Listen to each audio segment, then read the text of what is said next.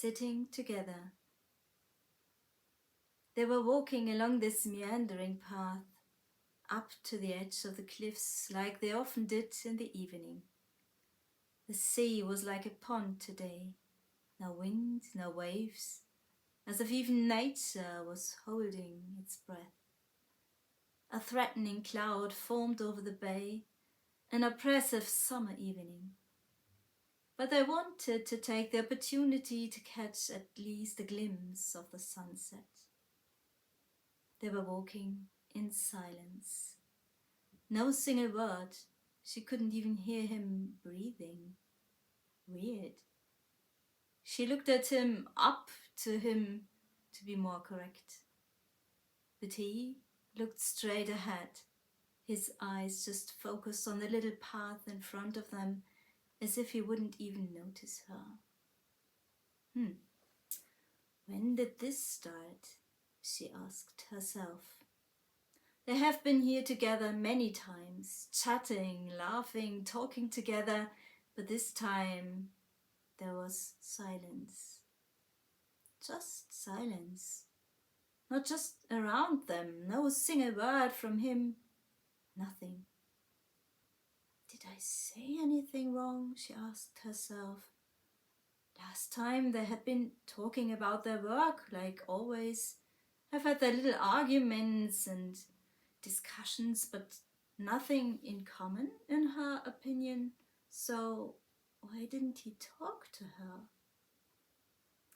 She started to feel a bit uncomfortable, felt a tension arising in her shoulders and chest. They were alone on the cliff at this time of the day. The area was quite popular for hiking, but they had chosen the early evening hours to avoid the crowds, like always. She was thinking about their relationship. They met at work, slowly became friends, and she always had a secret crush on him. But because he never showed any interest in that direction, she just kept it for herself. He was such a good person and nice company. They have had a lot of fun together, great times. But now she suddenly started to get nervous. He was so much stronger. She never thought about that on their walks together before. They have been friends and colleagues for so long now.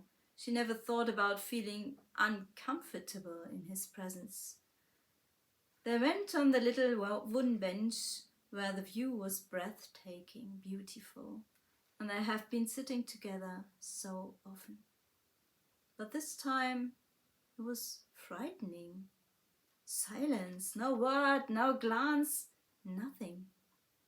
She slowly felt an uncomfortable sensation of getting cold, like frost, that would be creeping up her veins in the direction of her throat. She finally managed what a beautiful evening. Look at the sunset. But her voice was tinny and hoarse. She nearly didn't recognize it herself. He didn't even look up. This went more and more out of control, she felt. Her heart started beating faster. She got up from the bench now, slowly and carefully, trying to get at least a small distance between them. Just letting him think. She wanted to be nearer to the cliff, to have an even better view to the sunset. She hoped this would give her maybe a little chance to escape, to just run away. But he got up as well, staying very close to her. But this time it just didn't feel good. And still no words, still no eye contact, nothing. She panicked now. No way to run. He would be with her with a blink of an eye. Then, suddenly, she heard him breathing, loud and hard. As if his heart would explode, she thought. She started to taste blood on her tongue, which she had bitten in sheer panic, trying to not show that she was shaking with fear now. I can't go on like this. Finally, words. Phew. She could handle words. What is it? She asked in relief. You scared me to death. I would. She would never forget his eyes in that moment. Eyes of torment, of deepest sadness and shame. It is, he said. It is. Again. Then silence. Please talk to me, she cried out loud now. All those feelings of anxiousness now turned into anger. She now wanted to yell at him, scream at him, but then his eyes. Suddenly, there he was again, that man, that dear, gentle friend she liked so much.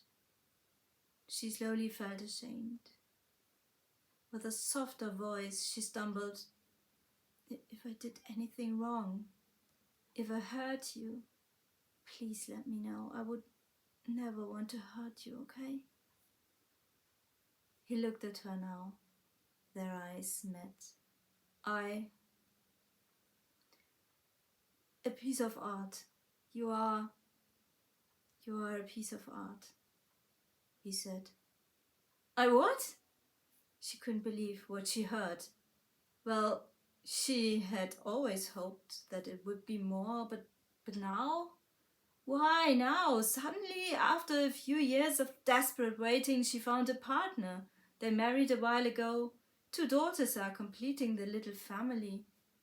But their relationship as friends and colleagues was untouched by this, she thought. I what? She repeated now in a whisper. His dark brown eyes looked like black holes, staring right down to the bottom of her soul. I fell in love with you, Katrina, from the first day we met. But I never thought you would be interested, and then you married Matt, and I tried to hold up this friendship for years and years. I just can't go on like this. I'm so sorry. Tears. There were tears in his eyes, and tears in her eyes as well. Tears like the ocean, trying to wash away missed opportunities and to clean reality for another chance, but there's just one reality. Just one. In this reality, he slowly turned around and walked away in the opposite direction.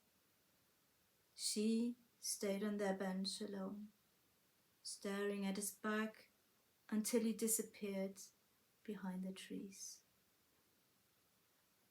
A bitter feeling of real loneliness grabbed her heart like an iron fist. Alone.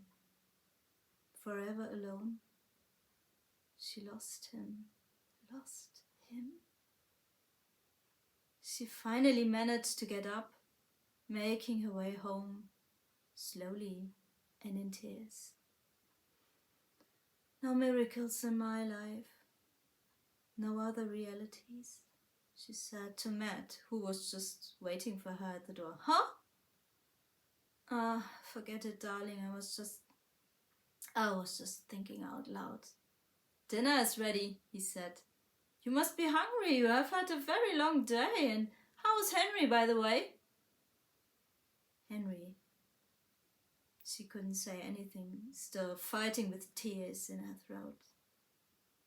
And then they were just sitting together in silence.